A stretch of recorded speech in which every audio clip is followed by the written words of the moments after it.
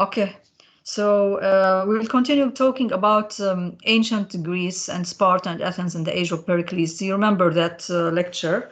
And we don't want to continue now talking about the history and the early civilization.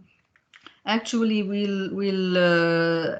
talked about this, the city-states, as you remember, the Greek civilization and the city-states, and how the city-state was protected by a wall.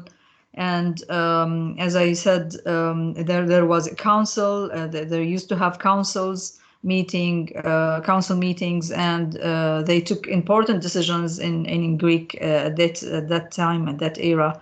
And the nobles, as I said, were known to take the great, let's say, decisions based on their assembly. They used to have assemblies consisting of the nobles, and any decision related to citizenship and maybe taxes or declaring war and peace, that has to be through the channel of the assembly and the council. And we talked about democracy and how it was known at that time.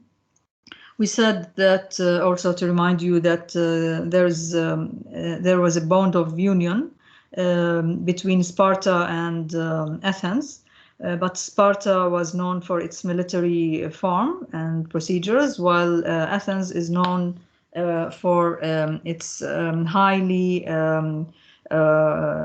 sophisticated thinkers.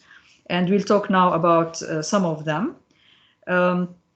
Also, to remind you, we talked about the different religious beliefs that they have concerning gods and goddesses.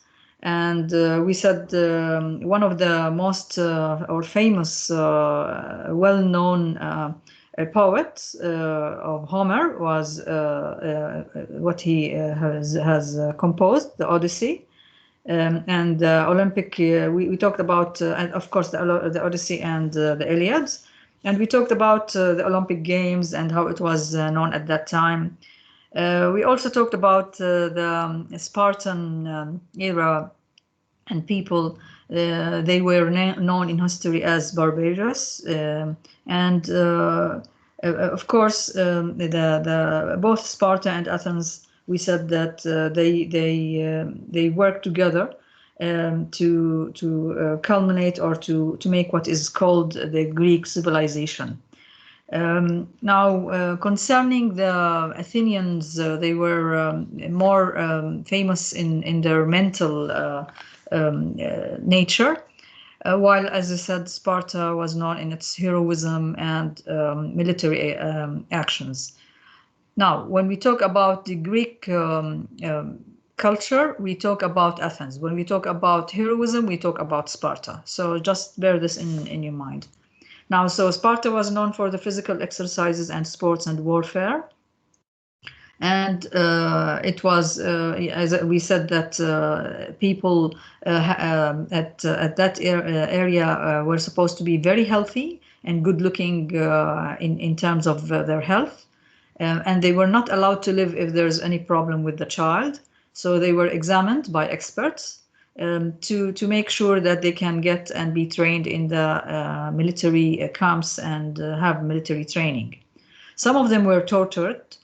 So they have all kinds of tortures because they wanted it to be treated as physical training.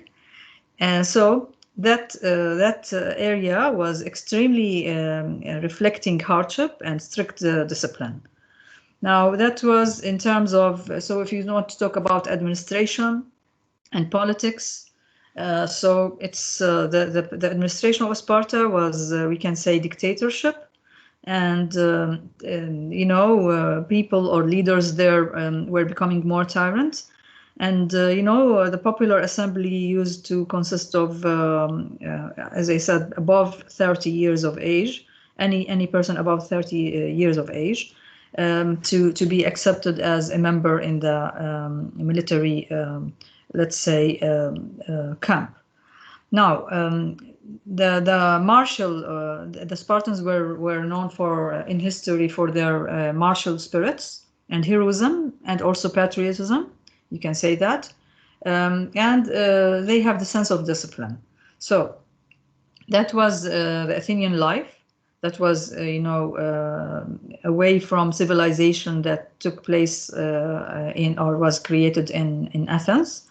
And they developed, the Greek literature, as I told you, they developed, for example, when we say Athens was known, on the other hand, for its culture, we talk about literature, we talk about art, architecture, and philosophy and politics. So all these areas. Now, they did not accept monarchies, so that at that time, Athens, they declared the abolition of monarchy, and the royal palaces were destroyed. And although they had, unfortunately, they have many people who served as slaves, and slaves under the nobles. And of course, that was in a way, it needed reforming. And so Athens known lot of philosophers who were considered as reformers, who tried to ameliorate the conditions of the common people and establish democracy. And we mentioned one of the major important names, that was for Solon, if you remember that, Solon. And we said that Solon was one of the great statesmen of Athens, and he felt very sorry for the miserable conditions of the poor of peasants, and he set himself to improve their conditions. He was also elected, to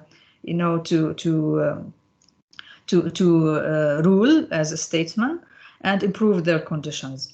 Now, he enjoyed full powers to remedy and to focus on the remedy of the conditions of the people there. And according to the practice that exists, peasants who failed to repay their debts, they had to work under slavery, unfortunately, under the money of the lenders who governed them. Now, we want now to stop talking about that historian part. Let's talk about after invasions and the Persian invasions. The Persian invaded them many times, or tried to invade them, but the Spartans were not easy to be defeated. Now, and that was the Age of Hercules, who is called the Golden Age in the Greek history. Hercules, that era was is known for its remarkable achievement in art and literature, and philosophy and politics, as I said. And the Age of Hercules in Greek history is known for contributing immensely to the growth of human civilization. Now, Hercules was born of a noble family, by the way. And concerning he believed in liberal system and in individual liberty and in democracy. Now, what about development of direct democracy? Now, as I gave you here two sites, you can see that I posted on your here. You can see them here in the posts. Okay. Sorry. Here is one of them. Okay, and there's another one, but it failed here. I'll repeat it. Okay, so they are. You can have a look on this site, which is Plato, Aristotle, and how do they differ. And another site is this one. Let me post it again, which is about, it's from an encyclopedia on Aristotle, on Socrates, sorry. Okay, so later on you can have a look on that. Okay, now let's talk about it in general. What is that, how is it known, the democracy at that time? Now, development of direct, we call it direct democracy, and Pericles, he made a significant contribution to the growth of direct democracy in Athens. Now, especially what is called as representative, if you want to compare it to what we have nowadays as representative democracy, we have, or what we have as an indirect democracy, where somebody represents you, okay, in the council or in the parliament or the assembly that rules and governs. At that time, it was very direct, and the General Assembly, or what is called the ecclesia, okay, it used to have to be a council of 500 people, and you can see 500 people. We don't have people representing them, okay? So individually they are there to assist the assembly of ecclesia, which is similar to a parliament nowadays, with full representation and direct democracy. Now, they also regulated foreign policy, which is, along with the supervision over the army and the navy. And the judicial powers were vested in the jury. And you can see, the jury, it's one of the, it's a system in judicial, a judicial system, let's say, where you can see a jury to have their powers vested. Now, also the Athenians performed all the civic duties in many ways. For example, we have, in addition to the spirit of patriotism, that they consider all people are as equal before law, and before law and what they call merit, not money, of course. And that was the basis of their personal rise, of course. And they have two problems, let's say, not only two problems. They have very major two problems. One of them is that of how they treat women, or how they look at women, and how do they consider them, and slaves. They consider them similar to slaves. So their political rights were not given. And that was a very problematic thing because of the way they thought of it. Now, of course, in terms of art and architecture, we said that the Greek architecture is very well known in the time of Pericles. They built very grand monuments. And they built monuments, of course, to represent gods and goddesses, and showing their gratitude to them, reflecting victory in their monuments, in their architecture. But unfortunately, when Persians came and invaded them, they destroyed lots of their temples. And of course, we have a very famous temple that is known as the Acropolis, and it's known till nowadays. Now, that is in the center of the city-state of Athens.